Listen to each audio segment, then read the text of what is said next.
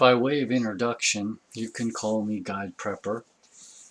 I come from a very diverse and eclectic background.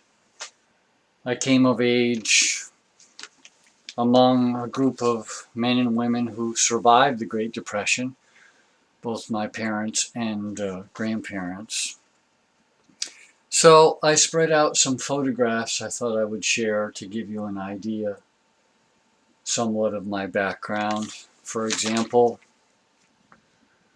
that photograph is me at 9 years old, and I'd already been running a trap line, catching all different varieties of fur-bearing animals. I've already been running it for 2 years. Of course, when I started out, I had to have some help, but that was my first fox, and my family, my dad had it mounted. One of his taxidermist friends mounted it as a gift for me. I continued to trap professionally, but if it was only in my spare time. That's me as a teenager. I did a lot of hunting.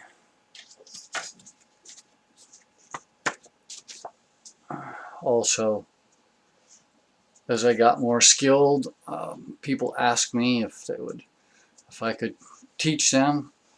We had a population of people coming from Wall Street and from New York City, moving out up into the country at that time. And my dad had quite a thriving business. He was not only did he have a large farm, but his main income stream was from a garage.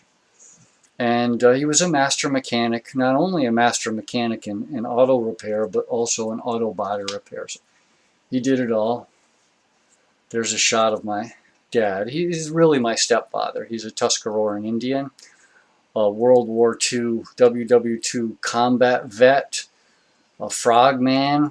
Anybody who knows what the frogman is, they're the predecessor to the Navy SEALs now. So he's a very diverse individual, intelligent individual.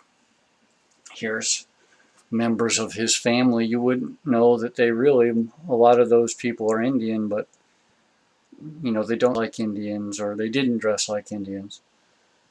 And they integrated. They had a number of different professions. And so my blood father, the man there, it's very difficult for you to see him, but I was sitting on his lap there. He is a very erudite individual, learned individual, came from a family that had librarians. There was a librarian, that was my grandmother. My grandfather was a museum curator in New York City. His brother was an Oxford graduate. So to make a long story short, again, I came from a very diverse background. We had a farm, as I mentioned. There's me lifting a bale of hay. I really didn't like my picture taken back then. But my mother sometimes would take one, and I don't think I ever smiled. So later on, I became a hunting guide in New York. During hunting season, that was quite profitable, and then there was trapping season. And then I ran my own heads of cattle on the farm. My dad let me start my own farming business, my own farming enterprise. There's one of my horses. My sister, and that's me saddling up Blaze. As I said before, we had an auto body shop, or my dad did, and there's my good friend and I. My friend's standing, I'm the one kneeling. We're totally redoing a 1972 Chevy pickup. Here he is a little older with my wife's, those are all my wife's brothers. We've gotten older, needless to say. My wife came from a large family. There's her and I when we were first married. The day that we were married, actually, on the farm. We were married on the farm.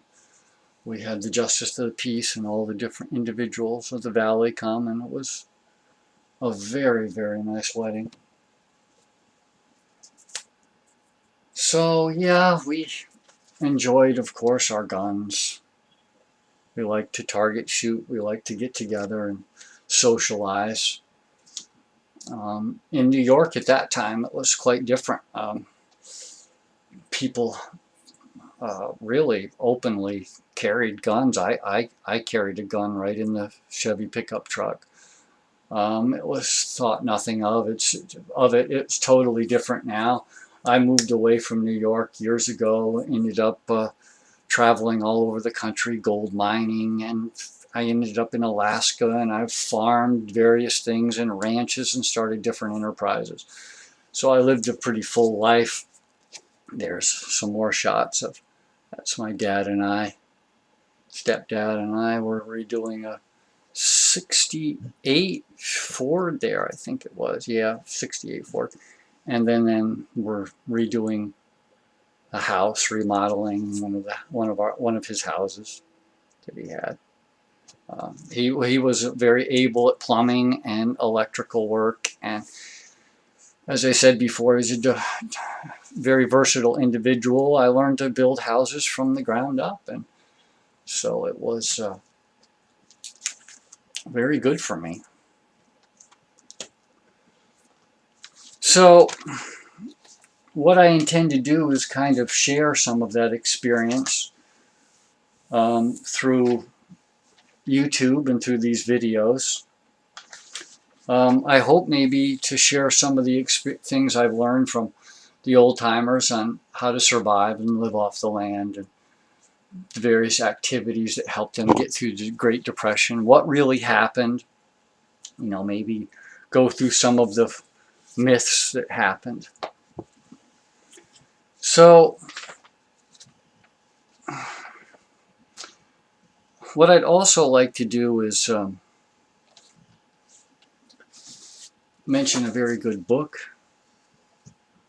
That's one of the first books that I read. I read the Boy Scout book, and then I read that one.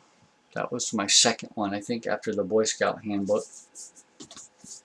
I read a book also called My Side of the Mountain, and it caused me to do some very foolish things. I mean, back then we didn't even know what a hiking plan was, where you sit down and you write where you're going to be and what you're going to do and when you're expected back, for example. I just went out as a young kid. When I was this young, I was going out 2 or 3 miles off-road on a trap line, and by the time I was a teenager, I'd go off 7 or 8 miles, you know, by myself. Eventually I got a trapping partner, and that was a much more safe way to do things. So what I'd like to do also in this video is have a little contest.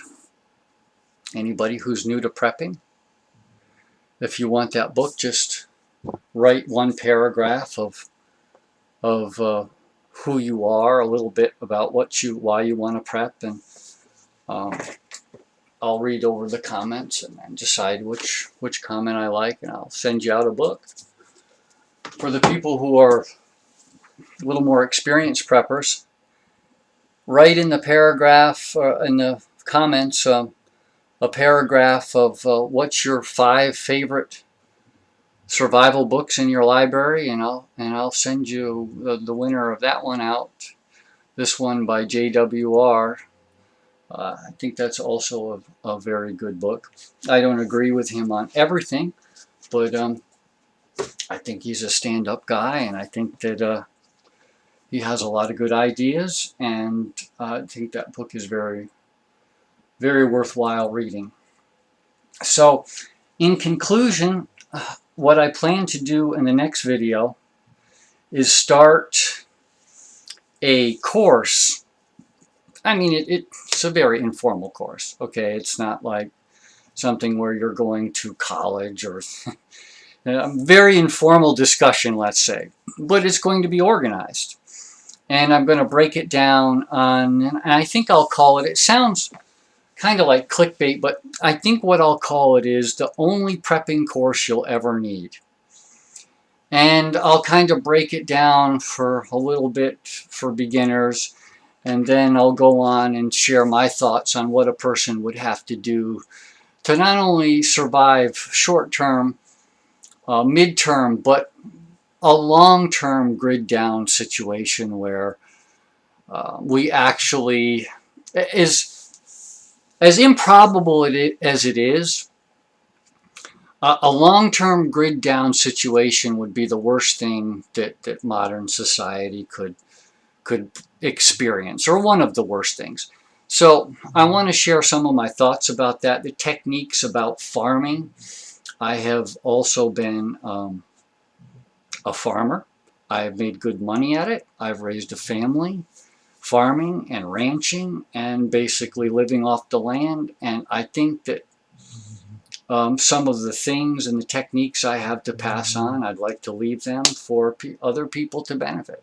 So that finally, just if you that sounds good to you, just hit subscribe, and I'll also in the notes below, I joined a cryptocurrency called Steemit, and this cryptocurrency is kind of like a decentralized platform where you can have a blog.